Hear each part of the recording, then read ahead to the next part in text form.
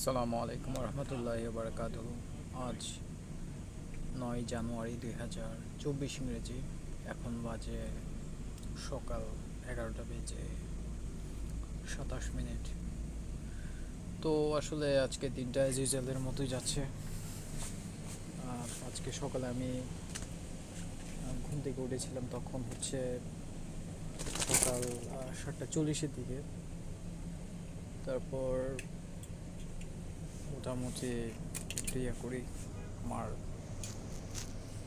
আর যেগুলো ছিল ওগুলো সবগুলো শেষ করে আমি 8টা বাজে ডিউটিতে চলে আসি। তো তারপর থেকে এখন পর্যন্ত আমি ডিউটিতে আছি। তো এখন আসলে মিডল ইস্টে ঠান্ডা পড়ছে। গত বছরও ঠান্ডা পড়েছিল, কিন্তু গত বছর আসলে আমি তখন গ্লাসের মধ্যে ছিলাম। দোকানে যখন ডিউটি করতাম যে গ্লাস সবসময় অফ থাকতো, যার কারণে যে ঠান্ডা যে জিনিসটা ওই জিনিসটার সাথে আমি একটা বোঝা যেত না। বাট এখন মানে আমি তো প্রায় সময় এখন বাইরে কাজ করি। বাইরে আমাকে বিভিন্ন রকম পার্কিংয়ে কাজ করতে হয়, পার্কিংয়ে গিয়ে। তো যার কারণে দেখা যাচ্ছে যে আমার আগে যে ঠান্ডাটা অনেক বেশি লাগে। আগে কম লাগতো, বাট এখন অনেক বেশি লাগে। এটা আরও কিছুদিন থাকবে, আরও 1 মাস মতো থাকবে। তারপর আস্তে আস্তে গরম শুরু হবে। তো আজকে এমনিতে আমার বিরক্ত লাগছিল। আজকে আমি চাচ্ছিলাম না যে আমি রেকর্ডিংটা করি, আবার চিন্তা করলাম যে কি না, একটু করি, সমস্যা গিয়ে। আর আমার ইদানিং কথাবার্তাগুলো একটু এলোমেলো টাইপের হয়ে গিয়েছে। আমার আগের মতো গুছিয়ে সুন্দর করে কথা বলতে পারি না। জানি না আসলে সমস্যাটা কেন হচ্ছে। হয়তো বা আমার মানসিক টেনশনের কারণে হচ্ছে এরকম হবে। আর আজকের ওয়েদারটা মোটামুটি চমৎকার। গতকাল পুরা দিন একটু মেঘলা মেঘলা করেছিল, গত পরশু দিনও সেম।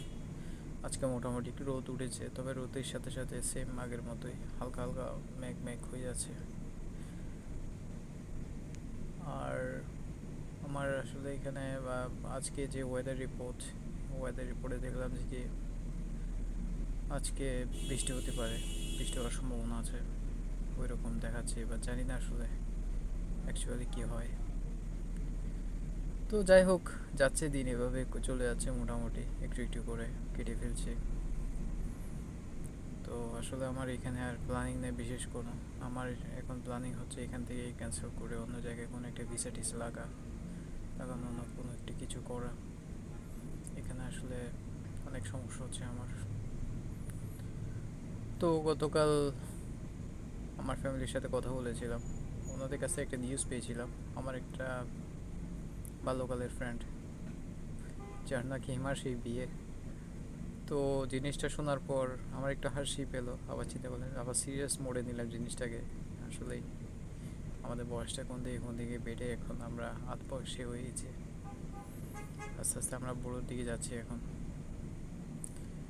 তো আসলে জীবনটাই হচ্ছে এরকম। মানুষ সব সময় তো আসলে একই রকম থাকে না, একই বয়সে থাকে না, একই রকম জায়গাতে থাকে না, বা একই সিস্টেমে থাকে না। মানুষের জীবনটাই সর্বদা পরিবর্তনশীল। তো আমি তো হচ্ছে জন্মগতভাবে ইন্ট্রোভার্ট।